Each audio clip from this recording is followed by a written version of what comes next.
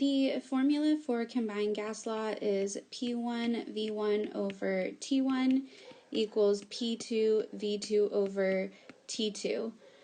P stands for pressure, V stands for volume, and T stands for temperature. And then the ones and twos stand for basically like the two different scenarios. So like usually there's an initial and a final pressure, or initial and final volume. So you could actually replace like the ones and twos with I's and F's for initial and final. But basically that's what it is like the two different situations. So I'm going to do number 1 here as an example. I think there's 8 total on this worksheet, so that leaves the 7 other for you to do. What I highly suggest is that when you start these problems, you make like a little list off to the side. I think it will help you stay like organized with your information. So I just did a list of all the P1 V1 T1 and P2 V2 T2. That's all the variables from our equation. So it says if, number 1, so if I initially have a gas temperature, so initially have a pressure of 12 atms, so P1 is going to be 12 atms, a volume of 23 liters, well actually just L, right, liters, and then and a temperature of 200 Kelvin.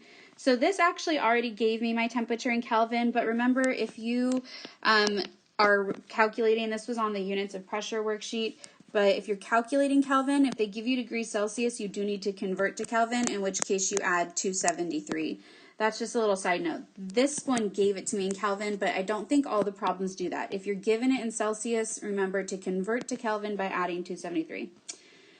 All right, it says, and then I raise the pressure. So this is my second pressure. I've now raised it to 14 atm and increase the temperature to 300 Kelvin.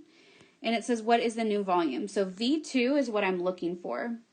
First thing I think you should do is rearrange the equation. If you want to plug in all the numbers and then solve, you can. I think it's easier to rearrange the equation first. So if I have P1 V1 over T1 equals P2 V2 over T2, I'm going to solve my equation for V2. So V2 has to be in the numerator, which it is. So great, I don't have to change the location of V2. Now I just need to get P2 and T2 to the other side of my equation. So I'm going to do that by multiplying by their inverse. So T2 over P2. So whatever I do to one side, I have to do to the other. And that means that P2 cancels with P2, T2 cancels with T2, and they're on the other side. So my new formula is V2 equals, I have T2, P1, and V1 over P2 and T1. So I'm going to go ahead and plug in all my values now. So first I have T2. T2 was 300 Kelvin. Second I have P1. P1 was 12 atm. Third I have V1, which was 23 liters. And I'm going to divide all of that by P2, which was 14 atm. And then also T1 is on the bottom, so that is 200 Kelvin. So I'm just going to double check real quick and make sure all my units cancel. So Kelvin cancels with Kelvin, ATM cancels with ATM, and I'm left with liters, which is how we measure volume. So good. That means all my numbers are in there correctly. So now I'm just going to put all of that into my calculator to solve for V2. And I get, let's see, 29.571. That's what I have in my calculator. Technically, these have one sig fig because of the 200 and the 300 kelvins, but I'm going to do 2 sig figs just because obviously I wouldn't give it to you like that on a test. I would put periods in there or decimals in there so that you knew that those zeros were significant. So 2 sig figs, that 5 is going to round that 9, which actually gives me 1 sig fig.